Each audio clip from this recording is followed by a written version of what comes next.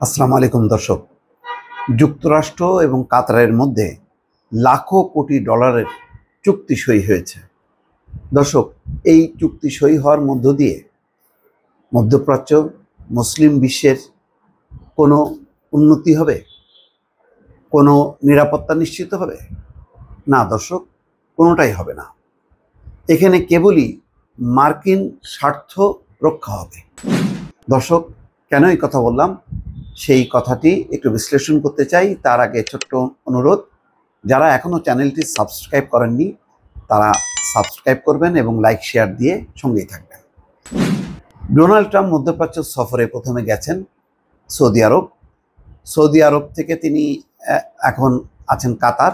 এরপরে তিনি সংযুক্ত আরব আমিরাতের মধ্য দিয়ে সংযুক্ত আরব আমিরাত সফরের মধ্য দিয়ে তার মধ্যপ্রাচ্যের সেই বহুল আলোচিত সফর শেষ করবেন। তার এই সফরের আগে তিনি বলেছিলেন যে কমপক্ষে 1 লাখ মার্কিন ডলারের বাণিজ্য তিনি করবেন। সেটি পার হয়ে গেছে।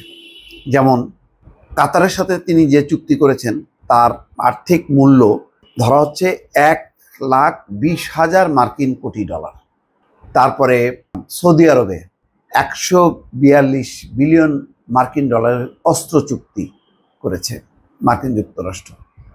সৌদি আরব 142 বিলিয়ন মার্কিন ডলার দিয়ে মার্কিন অস্ত্র কিনবে। এছাড়াও 600 বিলিয়ন মার্কিন ডলার বিনিয়োগ করবে সৌদি আরব মার্কিন যুক্তরাষ্ট্রে। সব মিলিয়ে একেবারে ডোনাল্ড ট্রাম্পের এবার সফরের মধ্য দিয়ে রীতিমতো ভরপেট নিয়ে তিনি তার দেশে ফিরবেন। প্রশ্ন হচ্ছে যে এর বিনিময়ে মুসলিম বিশ্ব কী পেল?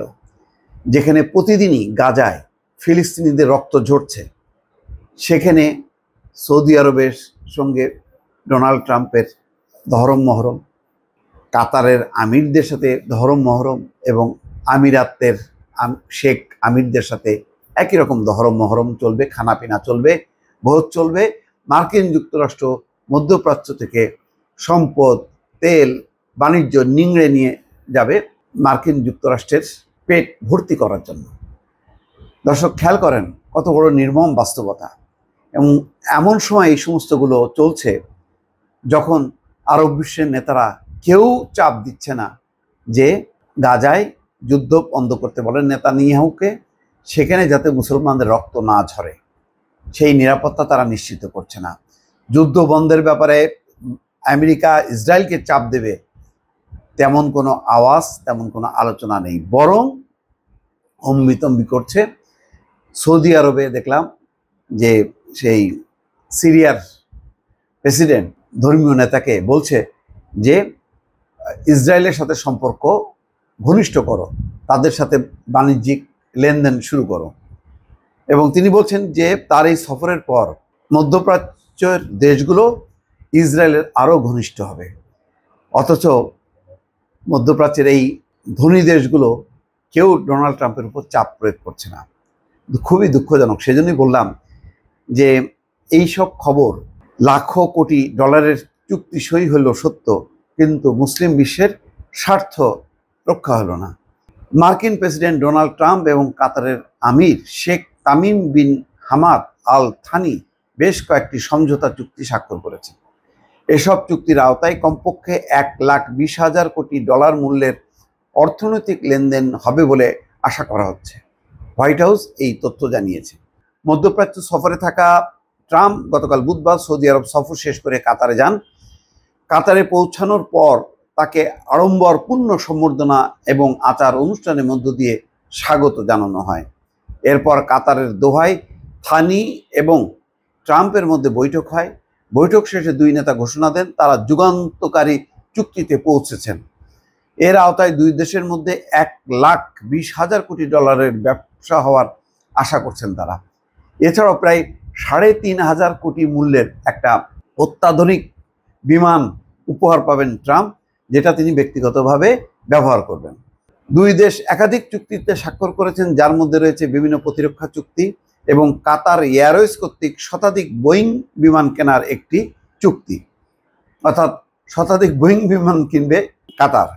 9,600 কোটি ডলারের চুক্তির আওতায় কাতার এয়ারওয়েজ বোয়িং 787 ড্রিমলাইনার এবং 777X সিরিজের মোট 210টি উড়োজাহাজ কেনার পরিকল্পনা করছে। এছাড়া কাতার আল উদিদ বিমান ঘাঁটি এবং অন্য আকাশ প্রতিরক্ষা সক্ষমতায় $3,800 কোটি বিনিয়োগের একটি ইচ্ছাপত্র স্বাক্ষরিত হয়েছে। থানি বলেন, ট্রাম্পের কাতারের সফরের মধ্য দিয়ে দোহা এবং ওয়াশিংটনের সম্পর্ক এক নতুন উচ্চতায় পৌঁছেছে। ট্রাম্প প্রথমে বলেছিলেন এই চুক্তির আওতায় 160টির বেশি জেট বিমান কেনা হবে, যার মূল্য $20,000 কোটি। তবে হোয়াইট হাউস তাদের বিবৃতিতে সেই সংখ্যা সংশোধন করে বলেছে 210টি উড়োজাহাজ কেনা হবে, যার আনুমানিক মূল্য $9,600 কোটি। এছাড়া মার্কিন, তুর্কি এবং সিরিয়া নেতারা বৈঠকে বসবেন। তার সাথে সেখানে সিরিয়ার উপর থেকে নিষেধাজ্ঞা প্রত্যাহারের ট্রাম্পের পরিকল্পনার বিষয়ে বিস্তারিত আলোচনা হবে। মধ্যপ্রাচ্যের এবারে 3 দেশ সফর করছেন ট্রাম্প। বৃহস্পতিবার সংযুক্ত আরব আমিরাতে যাওয়ার মধ্য দিয়ে আজ সফর শেষ হবে, অর্থাৎ আজকে তিনি সংযুক্ত আরব আমিরাত আসবেন। এই সফরের মধ্য দিয়ে কি হবে? এই সফরের মধ্য দিয়ে ইসরায়েল আরও নিরাপদ থাকবে, যাতে এই শক্তিশালী আরব দেশগুলো ইসরায়েলের বিরুদ্ধে কোনো পদক্ষেপ না নেয়, ইরানকে কোণঠাসা করা। অন্যদিকে সবচেয়ে বড় বিষয় হচ্ছে ডোনাল্ড ট্রাম্প আরও বাণিজ্যটা নিয়ে আসলো, অর্থাৎ এখানে সে বিনিয়োগটা নিয়ে আসলো মার্কিন যুক্তরাষ্ট্রে, এবং মার্কিন যেই যুদ্ধাস্ত্র, সামরিক সরঞ্জাম এবং বিমান, এইগুলো কিনতে এক প্রকার বলা যায় বাধ্য করলো বা উৎসাহিত করলো। সব মিলিয়ে এতে মধ্যপ্রাচ্যের স্বার্থ কতখানি রক্ষিত হলো এটা বলা যাচ্ছে না, কিন্তু আমেরিকা তার কিন্তু স্বার্থ 16 আনা আদায় করে নিল। দর্শক ভালো থাকবেন, আল্লাহ হাফেজ।